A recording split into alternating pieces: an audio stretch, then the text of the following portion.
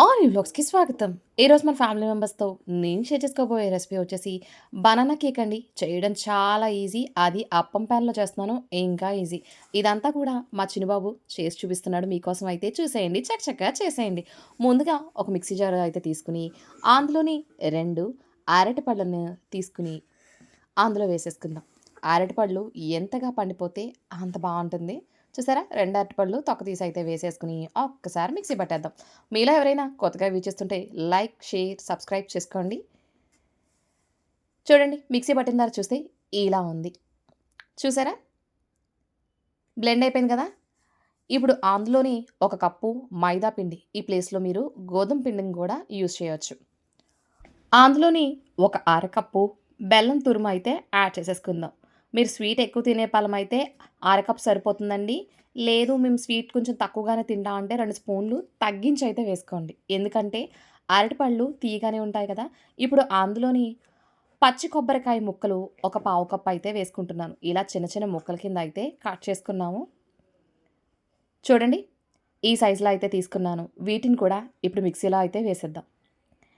వేసేసిన తర్వాత అందులోని ఒక అరకప్పు కాచి చల్లార్చిన పాలనైతే యాడ్ చేసేసుకుందాం. అందులోని ఒక అర స్పూను యాలకుల పొడి కూడా వేసేసి, మనం మిక్సీ అయితే పట్టేద్దామండి. చాలా సింపుల్‌గా అయితే అయిపోతుంది. ఈ రెసిపీ అన్నది చాలా టేస్టీగా కూడా ఉంటుంది. తప్పకుండా ట్రై చేయండి. చూడండి మిక్సీ పట్టిన తర్వాత చూస్తే ఇలా ఉంది. కన్సిస్టెన్సీ వచ్చేసి మనం కేక్ చేసుకున్నప్పుడు ఏ కన్సిస్టెన్సీ వస్తుందో అది. ఇప్పుడు అందులోని ఒక పావు స్పూను వంట సోడా ఏసేసుకొని బాగా మిక్స్ చేసేసుకుందాం. మిక్స్ చేస్తే చూడండి ఇలా ఉంది. ఇప్పుడు దీన్ని పక్కన పెట్టేసుకుందాం. స్టవ్ వెలిగించి అప్పం పాన్ పెట్టేసుకొని, అందులోని మనం కొద్ది కొద్దిగా నెయ్యి వేసుకుందాం. గుంత పొంగనాల్లో పాన్ అని కూడా అంటూ ఉంటారు కదా! ఈ అప్పం పాన్‌ని. అన్నాటిలో కూడా నెయ్యి వేసేసుకున్న తర్వాత, మనం ముందుగానే కలిపి పెట్టుకున్న మిశ్రమం అయితే ఉంది కదా! అది ఇంకొకసారి కలిపేసుకొని, మన పొంగనాల పాన్‌లో అయితే వేసేసుకుందాం. ఫుల్ ఫ్లెడ్జ్డ్‌గా వేసేయండి. అప్పుడే మనకి రౌండ్ షేప్‌లో అయితే పొంగనాలైతే వచ్చేస్తాయి. కొంచెం వెలితి ఉంది అంటే గనక అవి హాఫే వస్తాయి. ఈ ప్రాసెస్ అంతా కూడా లో టు మీడియం ఫ్లేమ్ మీద చేయండి. నేనైతే వాయిస్ ఓవర్ ఇస్తున్నాను గానీ, ఇవన్నీ మా చిన్నబాబే చేశాడు. చాలా టేస్టీగా ఉంది. వాళ్ళ అన్నయ్యకి, వాళ్ళ నాన్నగారికి కూడా పెట్టాడు. వాళ్ళిద్దరికీ కూడా నచ్చింది. చిట్టి చిట్టి చేతులతో చేసే వంటకాలు ఏవైనా అద్భుతంగా ఉంటాయి కదా! సో, చాలా టేస్టీగా అయితే వచ్చేసింది. మొత్తం అన్నాటిల్లో వేసేసిన తర్వాత మూత పెట్టేసి ఒక 5 నిమిషాలు లో టు మీడియం ఫ్లేమ్ మీద అలా ఉడకనివ్వండి.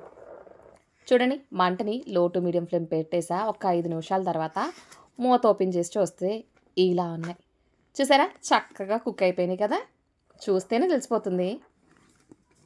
ఇప్పుడు ఒక్కొక్క దాన్ని మనం టర్న్ చేసుకుందాం. చక్కగా కుక్ అయిపోయినాయి. మనం ఫుల్ ఫ్లెడ్జ్డ్‌గా వేసుకోవడం వల్ల రౌండ్ షేప్‌లో అయితే వచ్చేసినాయి. చూడండి నేను చూపిస్తున్నట్టే చేయండి. మీ పిల్లల్ని కూడా ఇలా పక్కన కూర్చోబెట్టుకొని, వాళ్ళకి ఏదైనా ఒక రెసిపీ నేర్పించామంటే, వాళ్ళు చేసిన పదార్థాన్ని ఇష్టంగా తింటారు. ప్లస్ వాళ్ళు మనకి చేసి పెట్టినప్పుడు వాళ్ళకిచ్చే కాంప్లిమెంట్స్ వల్ల వాళ్ళలో ఓకే. వంట చేయడం అంత టఫ్ టాస్క్ కాదు. ఈజీయే. చాలా ఈజీగా మనం చేసేయొచ్చు అన్నది కూడా అయితే తెలుస్తూ ఉంటుంది. కానీ పక్కన మీరైతే మాత్రం కంపల్సరీ ఉండండి. మా చిన్నబాబు పక్కన నేనైతే ఉన్నాను. కానీ మొత్తం తనే చేసుకుంటున్నాడు.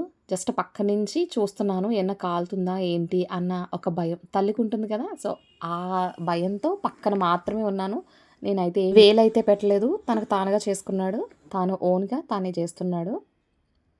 అన్నీ కూడా ఇలా టర్న్ చేసేసిన తర్వాత మళ్ళీ మూత పెట్టేసి 1, 2 నిమిషాలు అయితే ఉడకనిద్దాం. చాలా సింపుల్‌గా అయిపోతాయండి. చూసారా? చక్కగా కుక్ అయిపోయినాయి. ఇప్పుడు వీటిని ఒక సర్వింగ్ ప్లేట్ తీసుకొని సర్వ్ చేసుకోవడమే. ఇవి ఒక 2 రోజుల వరకు నిలవ ఉంటాయి. చాలా బావుంటాయి. ఇందులో తీసుకున్న ఇంగ్రీడియెంట్స్ కూడా హెల్త్‌కి మంచిదే.